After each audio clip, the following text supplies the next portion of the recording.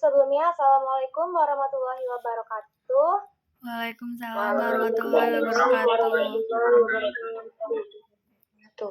Izin memperkenalkan diri, saya Feni Sundari dengan NPM 2213032. Di sini saya sebagai moderator dari kelompok 3 yang akan memandu jalannya presentasi pada pagi ini yang berjudul Demokrasi, Liberalisme, dan Kapitalisme. Adapun anggota dari kelompok kami yaitu Esti Angelista, Metasari, Nur Aini, Wulandari, dan Jelis. Kepada pemateri pertama saya persilakan Esti. Baik, terima kasih moderator atas waktunya. Jadi kita akan bahas apa itu demokrasi. Menurut Aristoteles, demokrasi ialah suatu kebebasan. Jadi dapat disimpulkan bahwa demokrasi adalah bentuk pemerintahan di mana semua warga negara pihak yang sama dalam pengambilan keputusan. Demokrasi juga mengizinkan setiap warga kita, baik secara langsung maupun melalui perwakilan dalam perumusan, pengembangan, dan pembuatan hukum. Indonesia saat ini menerapkan demokrasi Pancasila karena lebih sesuai dengan karakter bangsa Indonesia dengan konsep dasar pemerintahan dari rakyat, oleh rakyat, dan untuk rakyat. Baik, saya kembalikan ke moderator. Baik, terima kasih. Materi yang kedua akan dijelaskan oleh Sally. Baik, di sini saya akan menjelaskan tentang liberalisme. John Locke berpendapat bahwa kebebasan yang menjadi nilai dasar liberalisme dipahami sebagai ketidakhadiran intervensi eksternal dalam aktivitas-aktivitas individu. Kebebasan adalah hak properti privat. Karenanya, pemerintah bersifat terbatas terhadap kehidupan warganya. Untuk itu, harus ada aturan hukum yang jelas dan lengkap dalam menjamin kebebasan sebagai hak properti privat ini.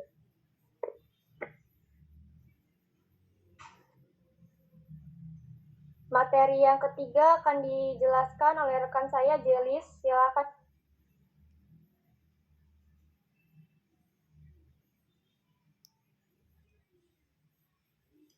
Baik, terima kasih moderator. Di sini saya akan menyampaikan mengenai kapitalisme. Kapitalisme adalah salah satu pola pandang manusia dalam segala kegiatan ekonominya.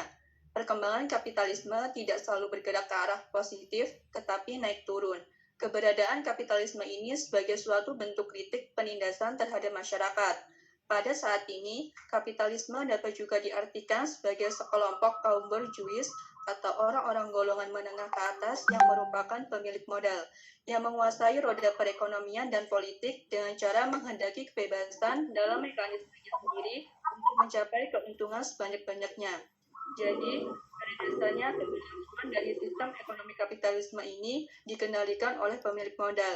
Artinya, siapa saja bisa melakukan sistem ini selama mereka memiliki modal yang dibutuhkan. Dan negara di sini hanya berperan sebagai pengawas dalam pelaksanaan sistem ekonomi kapitalisme ini. Negara tidak bisa ikut campur dalam urusan untuk mengatur kebijakan terkait. Terima kasih, saya kembalikan kepada moderator.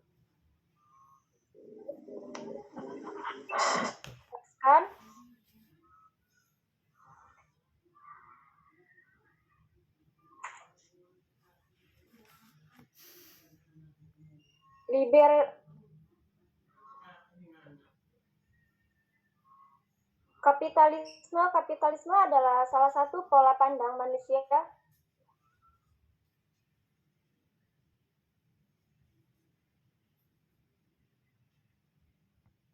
demokrasi dalam teori. Demokrasi tidak merupakan sesuatu yang statis dan dalam abad ke-20, terutama sesudah Perang Dunia Kedua, negara demokrasi telah melepaskan pandangan bahwa para negara hanya berbatas pada pengurus kepentingan bersama. Sebagai sebuah ideologi yang statis, maka konsep demokrasi selalu mengalami perubahan. Perubahan ini terlihat dari bentuk-bentuk formal maupun substansional. sesuai dengan konteks dalam dinamika sosial, historis, hal mana konsep demokrasi itu sendiri lahir dan berkembang.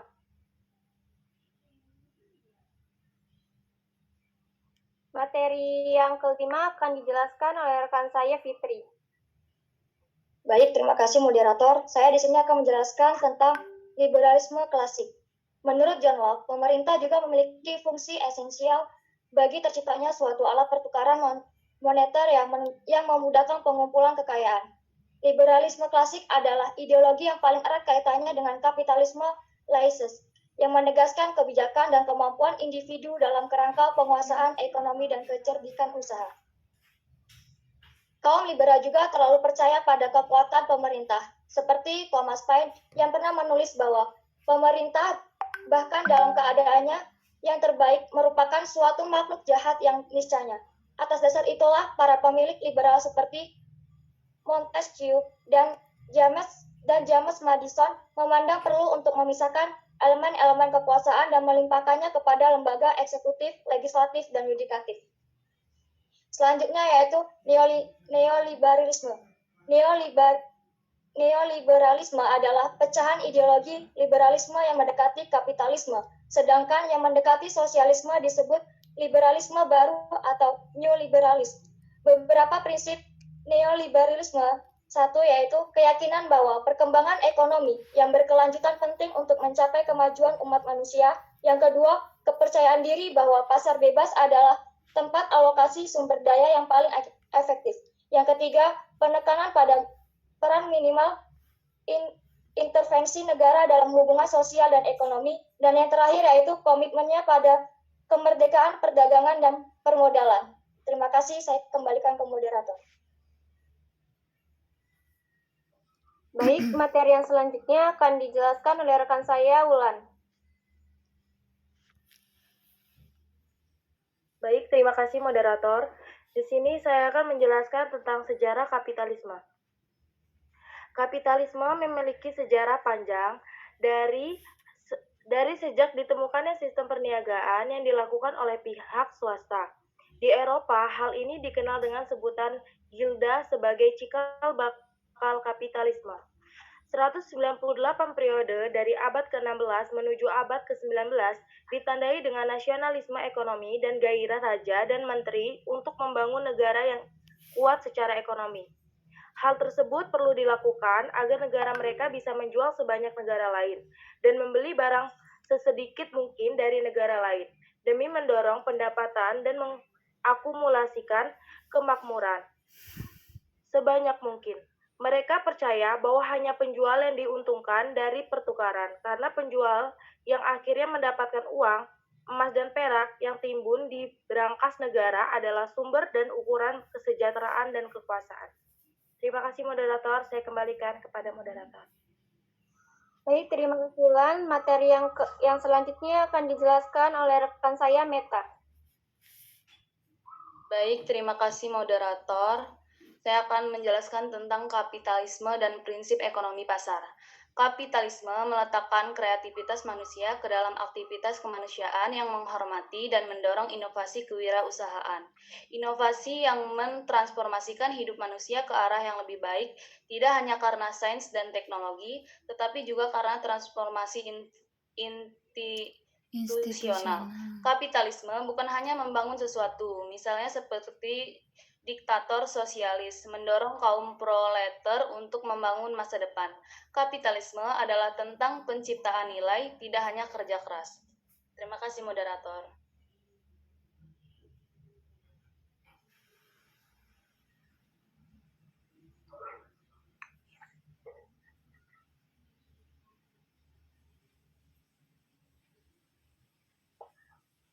Sekian dari materi yang kami dapat sampaikan. Mungkin bagi teman-teman yang ingin bertanya, kami persilakan. Kami membuka 3 pertanyaan.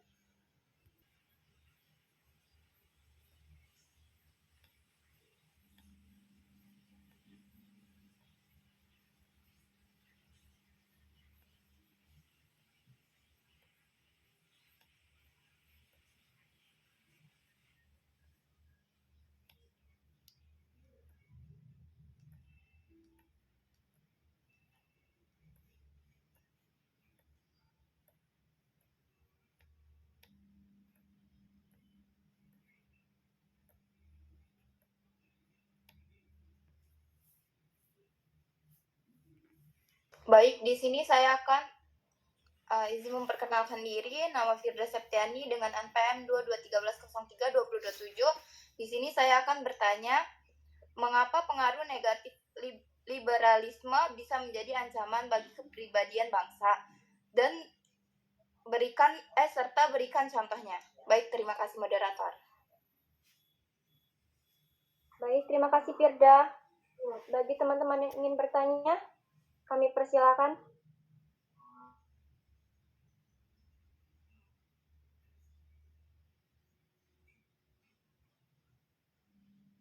Silakan. Baik, izin memperkenalkan diri, saya Rintan Amelia dengan NPM 2213032030 akan bertanya mengenai kapitalisme. Pertanyaannya, apakah ada hubungan antara kegagalan kapitalisme dengan rentetan krisis ekonomi global? Terima kasih. Baik, terima kasih Rintan.